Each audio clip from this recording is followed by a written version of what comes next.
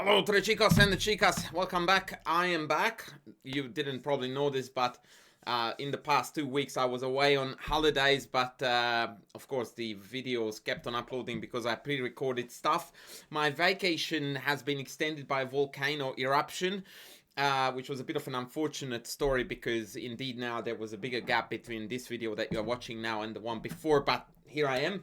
Awfully jet lagged still and all over the shop, but I really wanted to continue putting content out, so here I am offering you a video in which we are going to look at a game that I played while on vacation. I actually did play a fair bit of Blitz, I couldn't help myself, and it occurred to me that recently I received a bit of a criticism, I suppose, that I never upload games that I lose, and so I thought, okay, I just got absolutely and beautifully slaughtered in a Blitz game, so I thought, let's satisfy the haters, all the fans who like to see me suffer, and so here comes a game where I got put away in an absolutely sensational fashion. So let's see.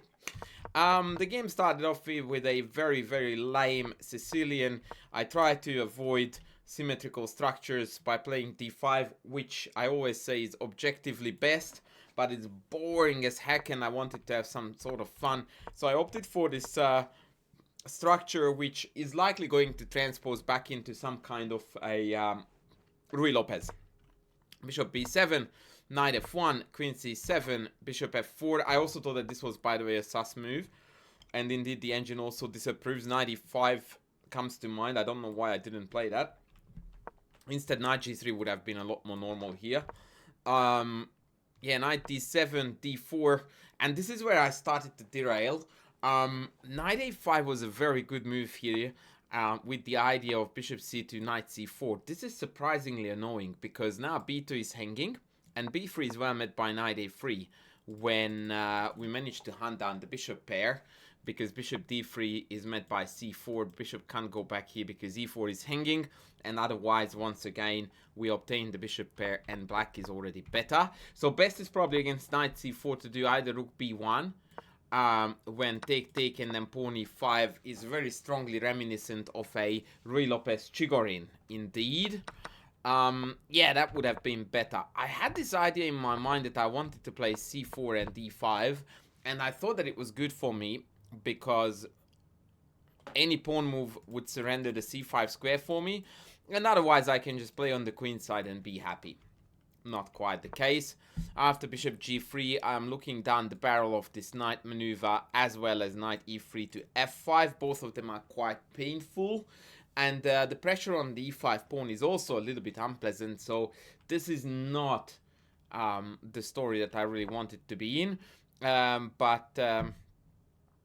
Yeah, I just went like, yeah, whatever, let's just keep pushing those pawns up and see what happens. And here you can already see the skeleton of the story, if you will, that is beginning to unfold in this early middle game, and that is that I keep on shoving many pieces to the queen side, whereas white is very nicely amassing pieces in the center / king side. Unfortunately, my king is located on the king side, and so this was the first time when the alarm bell should have gone off that, dude, you might get a hefty attack in your face here. But I was in a jolly optimistic mood, even after d5, thinking that, yeah, knight b8, I'm gonna reroute the knight, I'm gonna be a champion of life, and it's all G. But perhaps it would have been already better to admit a small defeat and drop the knight back to d8, which of course is horrendously ugly, but it allows black this stock standard regrouping of f6, knight f7. Not something that I would like to write home about as a marvelous plan, but it does make the defense a lot more robust and more difficult to contest.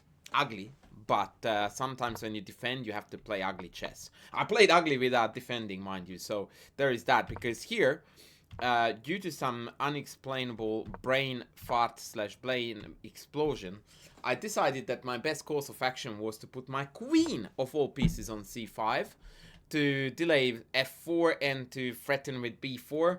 This was utter nonsense. Of course, the knight needed to go to c5.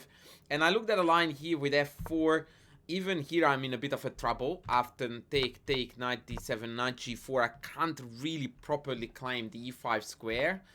And when I do, then the tactics still come in quite strong. This check has to be captured. This is a motif we will see in the game too. Check on f6. And after queen h5, the very sneaky queen f5 is a very, very unpleasant threat to deal with. And if I play bishop g7, then of course knight takes, and rook takes f7 is also very far from optimal from black's perspective. That being said, I'm not lost here. I have rook e7, but it's definitely a yucksy position to be in. Well, not compared to what I did. What I did was that I uncocked this utterly disgusting queen c5. And after my opponent made it abundantly clear to me that knight f5, f4 was coming, I went like, no worries, let me push those queenside pawns up. At least I'm playing consistently stupidly, and that is definitely a takeaway here. And my opponent is just beautifully bringing in all the pieces. This is the chess that I teach my students to play.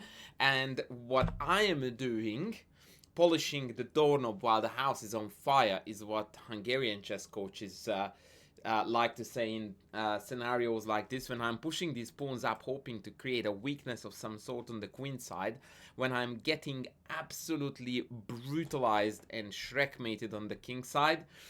Not what the doctor prescribed. Take, f4, beautiful chess by the opponent. By now I'm completely busted. The king side attack is not holdable, so might as well eat some pawns along the way. The hope in my head was that I could keep at least the queen tied down to this bishop. For example, after take, rook b1, queen a2, the queen in my head couldn't go, or I was hoping that it wouldn't go anywhere, because this is on. None of this is true. The queen can go wherever it pleases to go to. More importantly, white here has an absolutely fantastic knockout already, which is rook takes b6, knight takes b6, check. We have seen this motif takes. I have to take, by the way, because if I don't, then I'm gonna bleed out here on f7, and this is really not that pretty. So yeah. So yeah, take, check, king h8 and queen g4 is the move now, forcing bishop g7. Mate was the threat, of course. Bishop g7, queen f5. Mate is the threat.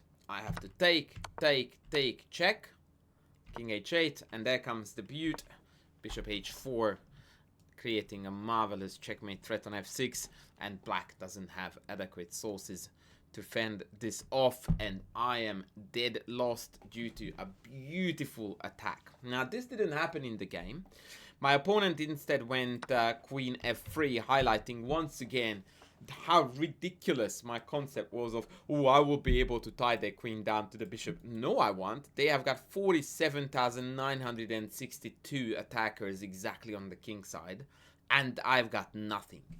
In a way, it's reminiscent of the Kasparov-Karpov gaming at Zaitsev, where it felt like Kasparov had 5 chesses full of pieces to attack with, and he too, a similar story is afoot, because none of these guys, without the arrows, okay, so none of these guys can defend, and all of these guys are attacking like mad.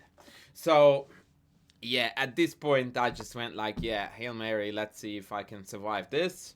The answer, no, I cannot. Rook takes b6, one of the many beautiful ways to win. Knight takes b6, knight h6 check, again the same motif. I had to take, check, king h8, and queen f5, eerily reminiscent of the previous lines. Queen h5 mate, h7 mate, excuse me, is on. Rook e7 was my only move, and bishop takes e5, an absolute banger. Now, a couple of things that I think we should see here. First, if I take the bishop, we have got this check, rook e5, and this checkmate is a particularly pleasing motif. I really like this one. What else could I have done here to allow my opponent some nice checkmates? Bishop c8 was played in the game.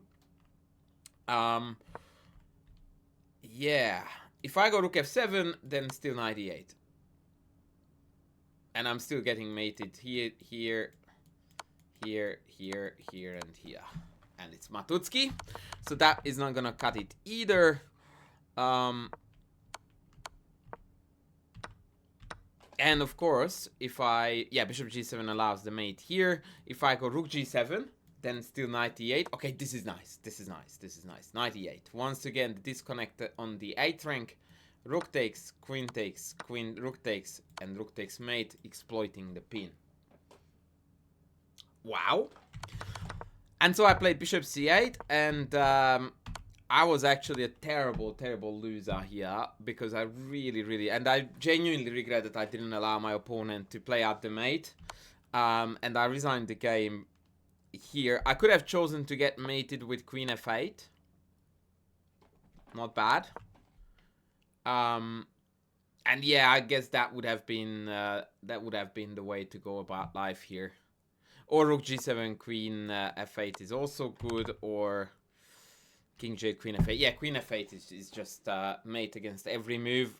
I should have allowed it, but yeah, I just couldn't. I was a bit upset about the way how I got defeated here, which was just an ultimate, absolute, beautifully crushing attack. And of course, I set myself up for failure here in this game multiple times, but don't forget two things. A, it's a 3-minute blitz, and two, masterpieces very rarely happen without one side at least a little bit contributing to the business. If I had played good chess, this attack would have never turned out the way it did. So there it is. I can play pretty good chess and win some very sexy chess games, but I can also lose some very nice games, and this was one of them.